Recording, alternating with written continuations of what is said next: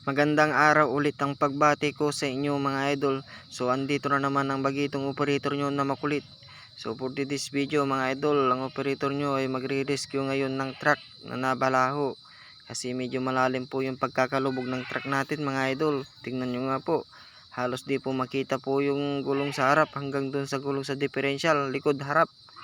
So tagilid po talaga ito mga idol. So samahan nyo kami at panoorin nyo po mga idol, para makita nyo po kung paano ang diskarte namin, kung paano namin mapaalis tong truck na to.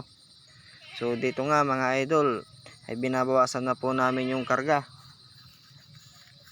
So mano-mano lang po yung pagtanggal nito mga idol, kasi hindi po pwedeng galawin na basta-basta kasi malambot po yung part ng kaliwa niya mga idol.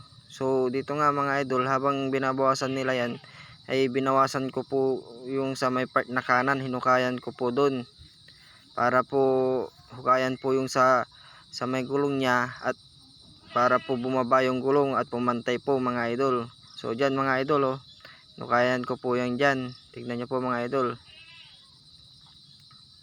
Habang binabawasan po nila yan dyan, binawasan ko na po yung doon. So ito nga, mano-mano lang din po yung pagbawas namin dito sa may part ng kanan niya mga idol, para po pumantay.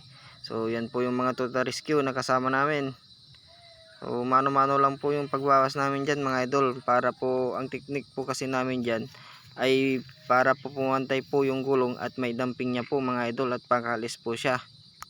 At dyan nga mga idol, habang hinukay namin yung dyan sa part ng kanan ay binabawasan din nila dito sa taas. So tulungan lang po to mga idol, halos 2 oras din po kaming nag-rescue dito. So kasi tingnan nyo naman po mga idol, halos di po makita yung gulong, halos umabot na po yung lupa sa yung tapaludo niya sa lupa, at abot ko na po yung dumbox niya sa ibabaw. So yan po yung unit natin ngayon mga idol, new MTTC 939. So dito nga mga idol, hinukaya na namin yan dyan para po pumantay po yung gulong at may damping po niya.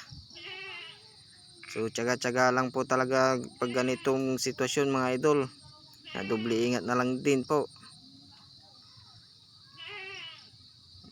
Ganyan po yung diskarte namin mga idol pagka malalim po yung pagkakabalaho, lalo na po sa part ng kaliwa yung balaho mga idol.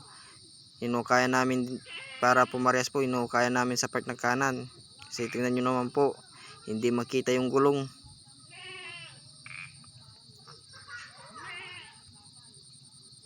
So dito nga mga idol, sinubukan naming itulak pero hindi pa kaya.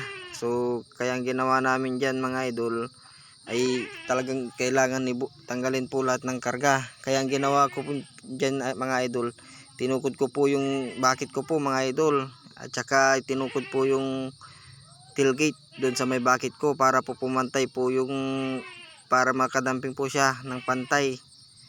So 3 meses namin ginawa yan mga idol, para po umangat po yung sa may differential niya, malagyan ng lupa at pumantay po, hindi po mahirapang makaalis yung truck.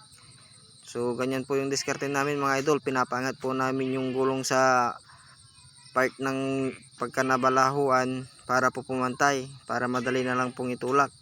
So ito nga mga idol, tutulak na po natin dito. Medyo hindi na rin tayo nahirapan dito mga idol nung tinulak na, kasi nakapantay na po yung truck.